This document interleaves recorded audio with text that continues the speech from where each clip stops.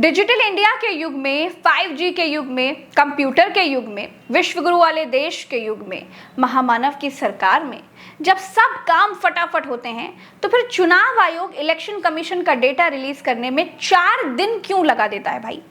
आज की तारीख में किसी को गुलाम कहने के बजाय चुनाव आयोग कहने लगे हैं लोग। अब विश्वास और दास्ता का दूसरा नाम चुनाव आयोग है। हाल ये है कि एक एक व्यक्ति 8-8 वोट बीजेपी को डाल रहा है और चुनाव आयोग 4 दिन बाद डेटा बढ़ा रहा है। इसीलिए संविधान को मानने वाले लोग चुनाव आयोग की इस हरकत, चुनाव आयोग की इस अपारदर्शिता, इस संदेहास्पद रवैये के खिलाफ सुप्रीम कोर्ट चले गए हैं। सुप्रीम कोर्ट ने चुनाव आयोग से पूछा है कि वोटिंग का फाइनल डेटा देने में आपको इतना वक्त आखिर क्यों लगता है। आप वोटिंग का फाइनल डेटा 24 घंटे के अंदर अपनी वेबसाइट पर अपलोड क्यों नहीं कर सकते।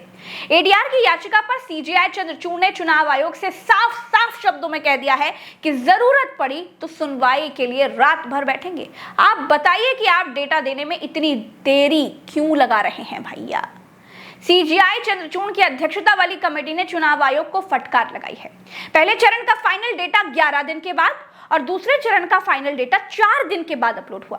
पहले चरण की वोटिंग 19 अप्रैल को हुई थी। चुनाव आयोग ने शाम 7 बजे तक की वोटिंग का जो परसेंटेज बताया वो था 60% और दूसरे चरण की वोटिंग 26 अप्रैल को हुई थी जिसका डेटा 60.96% था। लेकिन 30 अप्रैल को जो फाइनल डेटा आया उसमें पहले चरण का वोटिंग परसेंटेज 66.14 और दूसरे चरण का 66.71% था। यानी वोटिंग के दिन बताए गए डेटा से करीब 5 से 6% ज्यादा। फाइनल वोटर टर्न आउट बताने में 24 घंटे से ज्यादा का वक्त नहीं लगना चाहिए, लेकिन चुनाव आयोग ने इस बार 11 दिनों का वक्त लिया। लोग ये पूछते हैं कि क्या इसी 11 दिन में, क्या इसी 4 दिन में मोदी का अब की बार 400 पार का नारा छुपा है क्या। प्रेस क्लब ऑफ इंडिया ने भी 11 मई को चुनाव आयोग को चिट्ठी लिखकर 2 मांग की थी कि हर चरण में वोटिंग खत्म होने के बाद चुनाव आयोग प्रेस कॉन्फ्रेंस करे, फाइनल वोटर टर्नआउट वोटिंग के अगले दिन ही शाम तक जारी करें। लेकिन चुनाव आयोग न तो जवाब दिया, ना ही अपना संदेहास्पद रवैया बदला। ऐसा लग रहा है जैसे चुनाव आयोग नमक का कर्ज अदा करने में उतारू हो गया है। उसे किसी की बात से कोई फर्क नहीं पड़ रहा है। अब सुप्रीम कोर्ट ने भी चूड़ी टाइट कर दी है। अगर सब सही रहा तो जितना वोटिंग प्रतिशत चुनाव आयोग ने बढ़ाया है उसे बैक भी करना पड़ सकता है। वोटिंग एक दिन होती है और वोटिंग प्रतिशत 10 दिन तक बढ़ता रहता है। ऐसा नहीं चलेगा भाई। पारदर्शिता नाम की भी कोई चीज होती है। पत्रकार पूनम अग्रवाल ने इस मामले में 3 आरटीआई दायर की है और उन्होंने पहले और दूसरे चरण का फाइनल वोटिंग डेटा मांगा था, लेकिन इसके जवाब में चुनाव आयोग ने कहा कि उनके पास फाइनल डेटा नहीं है। हो सकता है कि ये डेटा राज्यों के निर्वाचन आयुक्तों के पास हो। इस आरटीआई पे ये जवाब दिया है कि the information sought by you is not available in the commission। हो सकता है, यानी यहां भी संदेह था। एडीआर की तरफ से प्रशांत भूषण इस केस की सुप्रीम कोर्ट में पैरवी कर रहे हैं।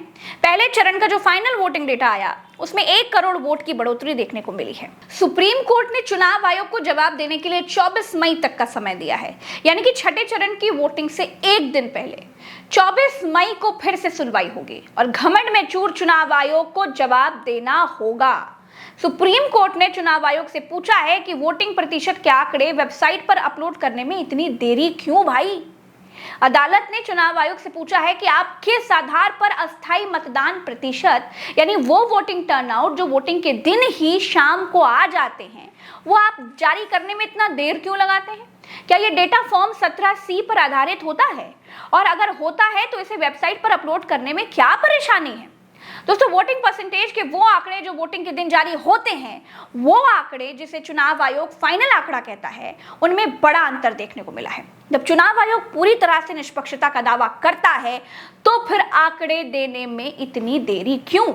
क्या पहले चरण की 102 लोकसभा सीटों का फाइनल आंकड़ा पता करने में चुनाव आयोग को वाकई 11 दिनों का वक्त लग गया, या फिर इस बीच कोई घालमेल किया गया है।